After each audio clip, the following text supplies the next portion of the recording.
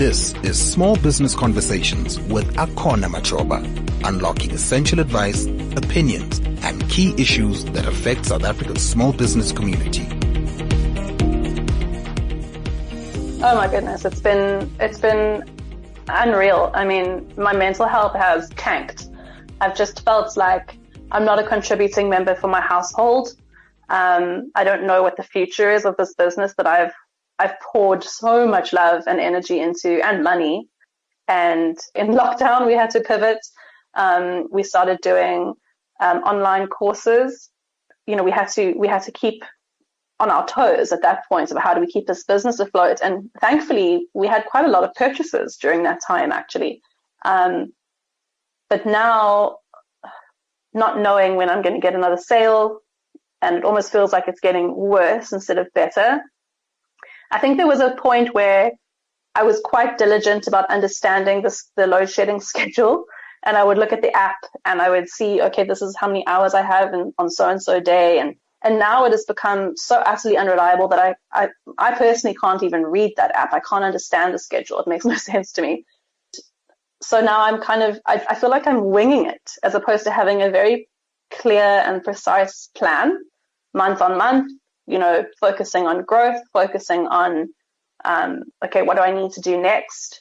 Now I'm struggling to do the basics. That is Danielle Lashar, the owner and sole operator of Cape Town-based pottery studio Calico Ceramics. In that clip, Danielle is sharing how the past few months of extreme load shedding has impacted her ceramics business, where she makes custom ceramics for clients and hosts monthly workshops for those who want to learn the art of ceramic making. Like most other business owners, Eskom's inability to meet the country's energy needs has forced Danielle to wing it. She has had to run her business with no certainty of what tomorrow's schedule will look like.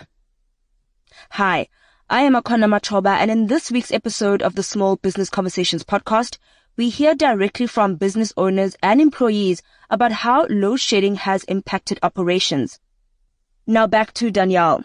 She tells us that the recent bout of load shedding, which has seen consistent power cuts bouncing between the varying stages of level 2 to 6 of load shedding, have increased her lead times 2 to 3 times what it was before the power crisis got this bad. So, I mean, pottery by its nature is a very slow craft, and that's part of what makes it a beautiful thing to do. And so my lead time generally is around 4 to 6 weeks, and most of the time, historically, I've been quite successful in maintaining that lead time, that deadline for clients. And of course, there's been, you know, extenuating circumstances every now and again, but then I can always manage that with the client, because pottery, again, it can be quite fickle. Sometimes for no reason, something might break or shatter in the kiln during the firing process. So there's always a communication that happens with the client. But right now, the worst thing for me is that I can't promise anything to my clients. And, you know, they're frustrated, understandably, and they're worried, especially if it's something that they have spent a lot of money on. I mean, they're luxury items. They're certainly not a basic need. And people also have been waiting for events like birthdays and weddings. And so there is like a time crunch there, and I simply can't promise anything. So I've had to increase my lead time dramatically. And even then it's an approximation. I can say, you know, we will aim for around 8 weeks, but even then, which is now double, but then even then it can go on months and months. In her workshop, Danielle uses a heavy-duty kiln oven to harden her ceramics, and as she explains, the oven heats up to extreme temperatures and as a result sucks up a lot of power in the process. The kiln that I have is around, I think it's an 8 cubic kiln, so it's quite large. It draws on it. Basically, how it works is that it ramps up power over 9 to 10 hours, sometimes longer, depending on the temperature. And so in order to fire pottery, it needs to go from 0 to either 1,000 degrees Celsius for a bisque firing, which would be the first firing, and then the second firing goes up to 1,200. And so it draws a lot of power, around 40 amps, and it goes up and up and up over time, ramping up in temperature, but it can't just go from 0 to 1,200 immediately, otherwise the pottery will shatter. So it goes up over a certain amount of hours, and then it kind of plateaus for a little bit, and then it goes up again. It's like a safety thing in the way that they are programmed to keep the pottery firing safely. So it takes a lot of power, it takes a lot of time, and then it takes a whole day. So it's each firing is around a 24-hour process in order to come back down again before you can open. And it's only once you've opened that you find out if the firing was successful or not. So there's a lot of waiting and seeing. Another business owner I spoke to who makes use of heavy-duty machinery and appliances is Timothy Yimmons, the owner of Willow Valley Dairy Farm in Rayton. Rayton is located in the northeast of Gauteng. Timothy's farm produces and distributes dairy products, juices, and water to small cafes, restaurants, and hospitals. Timothy says that running the farm becomes really difficult once Eskom intensifies load shedding to stage 3 and higher. Load shedding, what it's done to us is that, especially when we go down to when we are packing the products, what happens is, because of the amounts of power that we use all at one time, we've had to create time slots. And so whereas before we would do everything in a normal working day, now we've had to split it over a 24-hour period that we can accommodate everything due to the power outages. So we're basically running longer shifts. It's just become a much longer day to produce the normal stuff that we would in a normal running power day. Due to the high frequency of power cuts currently, work at the Willow Dairy Farm has had to be squeezed into the few hours that power is available, while the rest of the load has to be completed on generator energy. For Timothy's employees, this has required quite a bit of flexibility. Employees on the farm are now required to get the job done during shorter, more frequent shifts. So what happens is, normally what we're doing is we pasteurize in the early mornings, and due to the size of our generator that we have, we can't run everything simultaneous. So what's happening is, when the dairy is running, where we milk the cows, we are pasteurizing milk. And so the milk gets pasteurized during the early mornings, and then from there we start to bottle and pack milk at about 9 o'clock, because we've got to get the milk cooled down to packing temperature. And in the same time where we would be doing cream and yogurt in our batch pasteurizers, we can't do this because of load shedding, depending on the time schedule. So the time schedule is always moving around. So we're working around it. And also we have all the fridges running at the same time. So we have tanks running and we have fridges running also. And then plus we also have our lorries, which have also fridges on them as well, which have to be cooled. So we do that during the day. We are packing the milk and it's going into the fridges, and then from there we are moving it into the lorries. And then the yogurts and stuff are being made at night. So we take that, we start normally as soon as we finish packing everything and everything's settled down, then we start making yogurt, and that takes us into the evening up until about 11 o'clock, 12 o'clock. And we are milking 3 times a day. So we have a milking at 3:30 in the morning, we have a milking at 12 o'clock in the midday, and then we have another milking at 8 o'clock at night. So we've got to work around the milkings, and we've got to work around the the load shedding on the time schedule. And then also bearing in mind that we have pumps running, borehole pumps running out, and we also have other machines working outside of where we are in the packaging shed. The biggest thing is that we have to keep the cold chain going. The cold chain cannot be compromised. So it's extremely important to keep everything cold.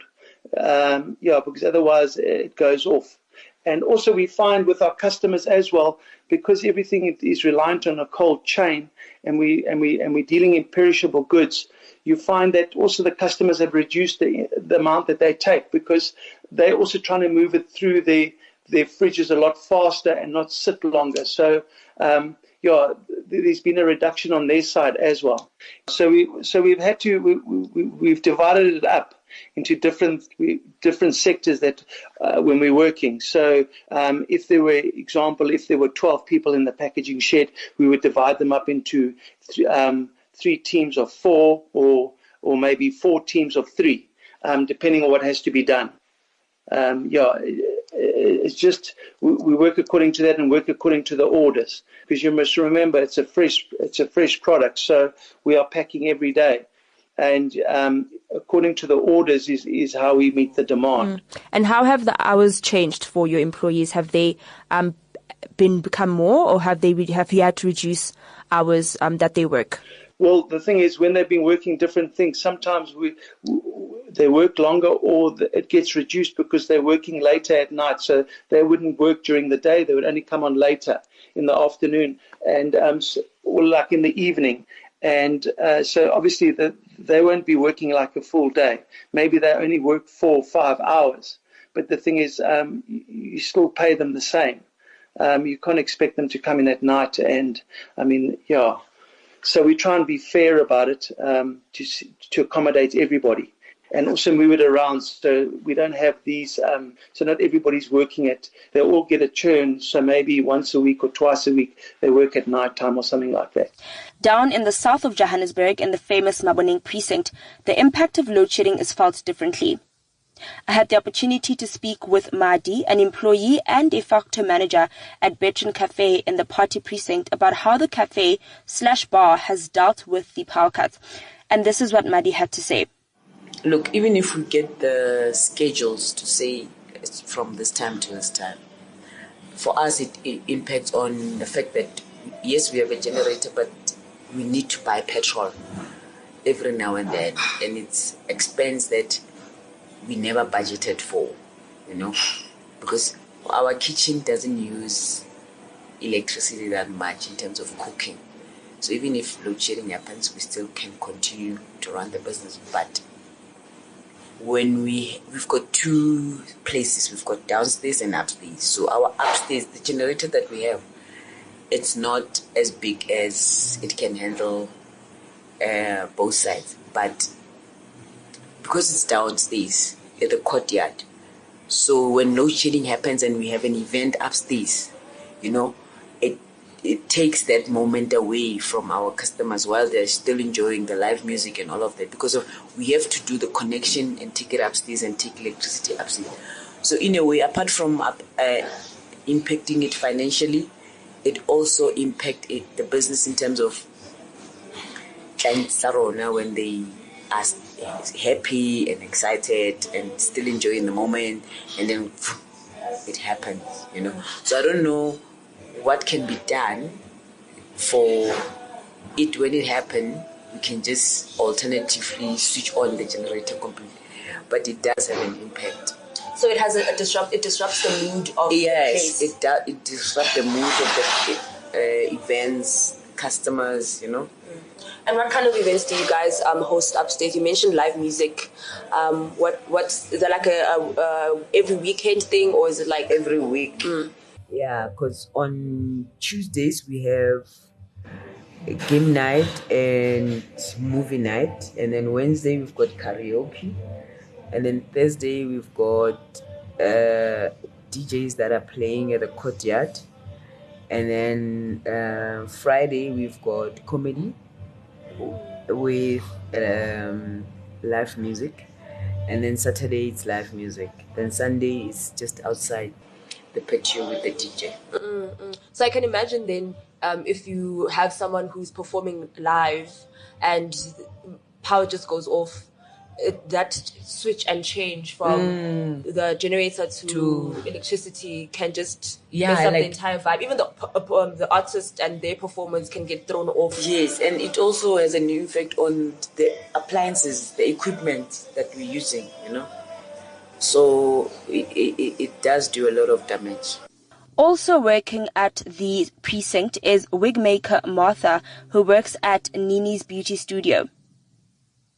Martha speaks to us about how in a single 4-hour slot of load shedding, the salon uses at least 5 liters of diesel.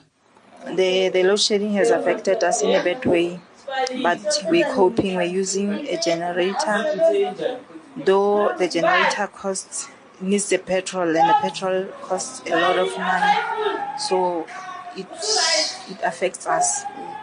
We just wish that there could be something done in order to reduce the rate of the load shedding. And like sometimes when people hear that there's load shedding, they don't come to a salon, because even if we are trying, it's just a second option, generator. I mean, the service is slow. It's slower than when there is electricity. So some people might be in a hurry and they want to be serviced and go. And again, the generator was being serviced yesterday. We had to pay extra money. You see, now it's like we are losing more than we are gaining. Martha also tells me how there have been times when the salon has been able to fit the bill and buy diesel, but there have also been several occasions where doing so has not been immediately possible. It happens on numerous occasions, because you might find that we haven't worked in order to get money for transport, for petrol, and maybe our leader is not here, so we'll have to send someone, rush, or even beg for money from a client whom we have not yet served. Is it an option for you guys to get a battery? You can't use a battery because the words of the dryers that we use, the straighteners that we use, the high quality material of which we want to provide our clients with the best service. So you're saying that if battery doesn't allow you to it won't work. Hence we bought the generator.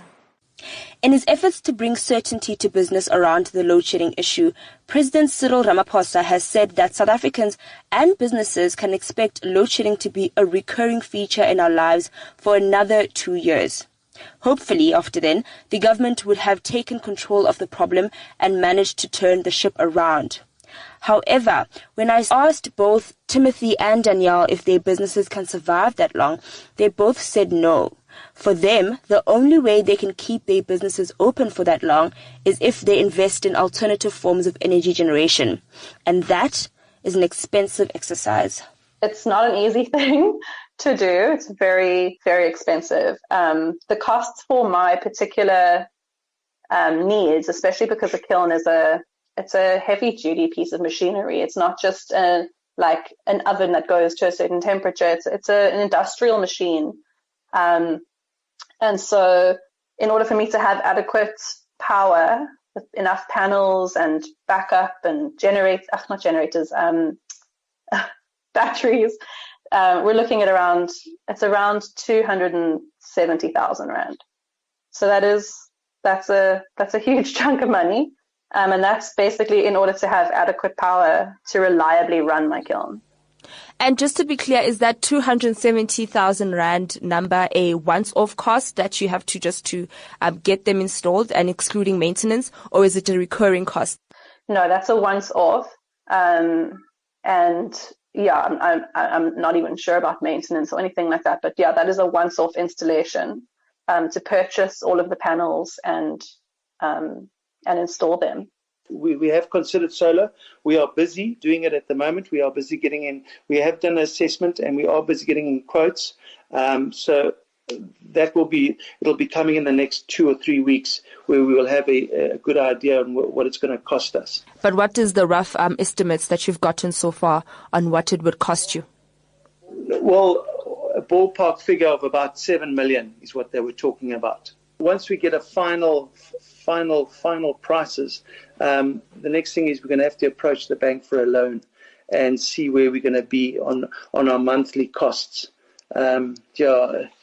It's something we're going to have to, if it's not going to get better, we either the business is going to shut down, or we've got to have to do this to go forward. There's no other way around this. So, but at the way that we're going down now, we are really we are struggling to survive. It's really getting to the end where we're almost close to total collapse with the costs. That concludes this week's episode. From what we've just heard, it is clear that load shedding is causing havoc in the small business sector, be it financially, operationally, and to a certain extent emotionally too. The stories we've heard in this episode are a clear indication that the SME sector needs all of our support to survive this. With that said, please like and follow Small Business Conversations, and don't forget to share our episodes. If you want to contribute to the conversation, you can tweet me at machoba_a, or you can send us an email to smepodcast@moneyweb.co.za to share your thoughts and suggestions for future conversations.